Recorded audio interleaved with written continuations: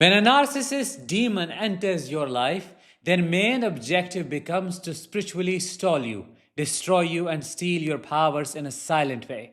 They do not just hurt you emotionally, they do not just confuse you mentally. They attack the very core of your being. And unfortunately, most people do not even realize it until years later, when they feel hollow inside and cannot explain why. You see, you came into this world with divine powers, powers that were given to you as your birthright. These powers connect you to the universe, to God, to your higher self. They give you intuition, joy, faith, peace, worthiness, energy, and connection. And when those powers are intact, you are unstoppable. You are free. But a narcissist knows this.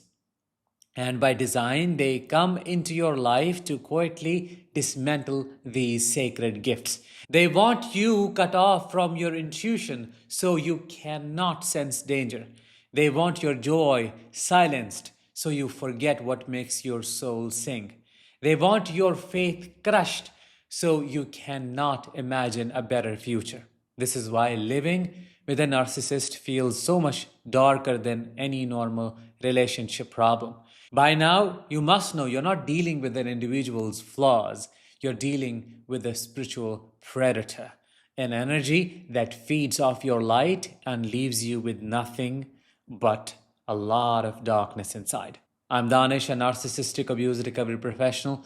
Welcome to my channel. The topic for today's episode is 7 spiritual powers narcissists destroy silently. But before I get started with number 1, a quick announcement. I'm doing an online workshop on overcoming betrayal trauma after narcissistic abuse. It is happening this month.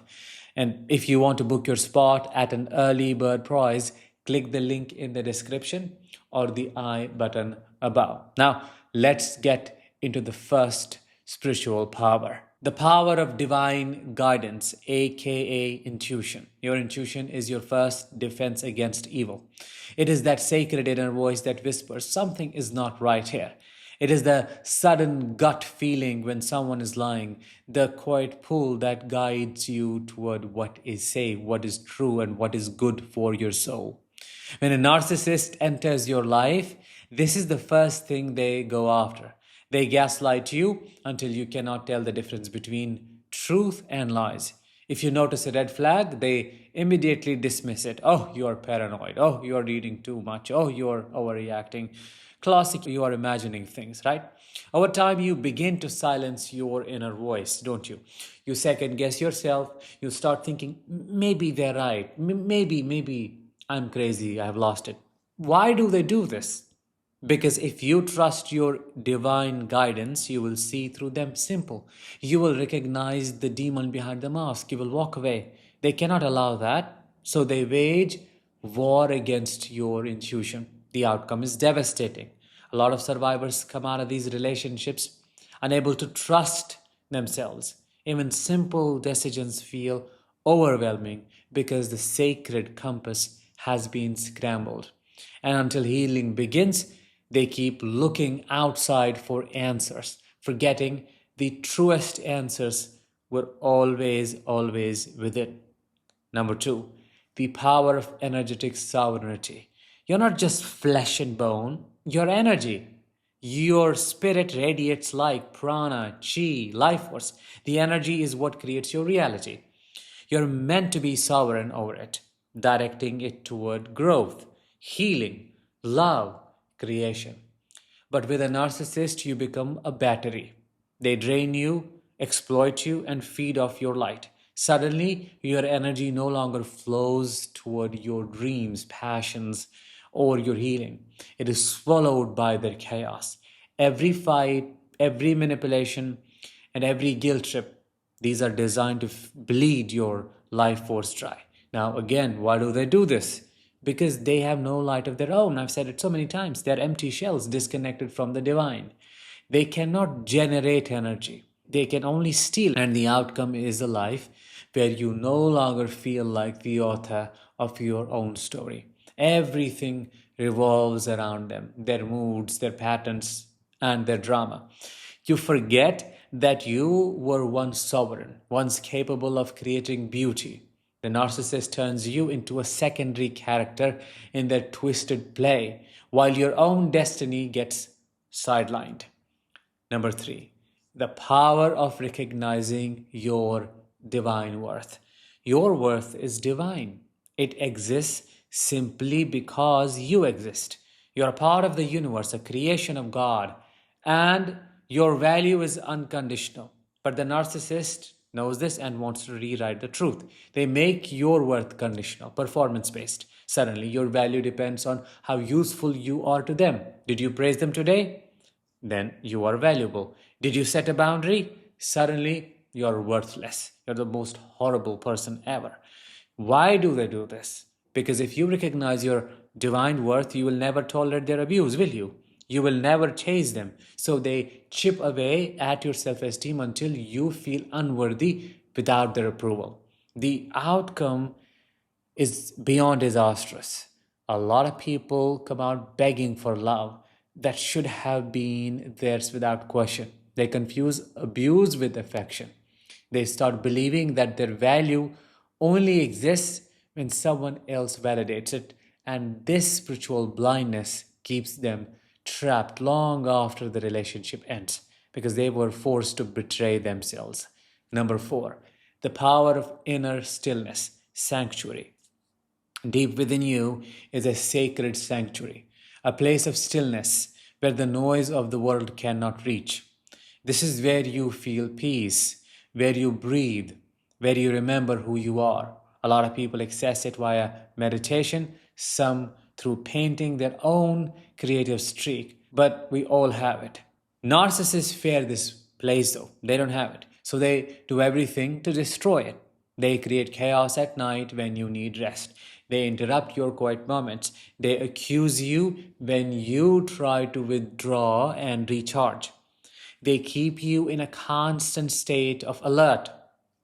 What do they get out of it? Power, a sense of control. Because in stillness, truth rises. In silence, clarity comes, and clarity reveals who they really are.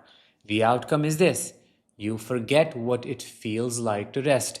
Anxiety becomes your companion, your default state. Hypervigilance takes over, and the inner sanctuary, once a place of refuge, feels unreachable.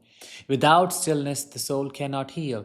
And that's exactly how the narcissist keeps you weak. Number five, the power of faith and manifestation. Big one. Faith is not just religion. Faith is a spiritual power to believe in tomorrow, to hope, to see a better life, even when the present looks darker. With faith, you can manifest new realities, attract new opportunities, and build a future filled with light. The narcissist hates this power. They destroy it by filling your mind with despair. They say things like, "No one will love you the way I do," or "without me, you're nothing." They do a lot of things, but they poison your belief in a brighter tomorrow. What do they get out of it? Why? Because if you still believe in your power to manifest, you have faith, you will leave, you will rebuild, and ultimately you will thrive. They won't want that, they can't tolerate it. So when they stop you from believing, they induce a spiritual paralysis. They stop you from dreaming, from planning. You then live in a survival mode, unable to imagine joy or freedom. Faith, a bridge to the future, collapses under the weight of despair, unfortunately. Number six, the power of soulful expression, joy. Joy is not just happiness, it's the song of your soul. It is what happens when you express your true, authentic self through laughter, creativity, or passion. Joy is your spirit in motion. The narcissist smothers joy. They mock your laughter. They roll their eyes at your passions. They criticize your creativity. Every time your soul tries to sing, they mute it. What do they get out of it? Your joy is freedom, and freedom threatens their control. If you can find joy without them, they lose their grip. The outcome for you is your life becomes drained of colors. You forget the things that you used to love. You stop painting, stop singing, stop dreaming. Joy, once natural, becomes real, and without it, the spirit feels like it is dying in slow motion. Which brings us to number seven, the power of oneness, the biggest one, connection. Oneness is the understanding that you are a part of something greater. You belong to humanity, to nature, to God. This connection gives you strength, but narcissists isolate you. They cut you off from friends, family, and community. They whisper lies. No one understands you. No one cares for you but me. Over time, you begin to believe it.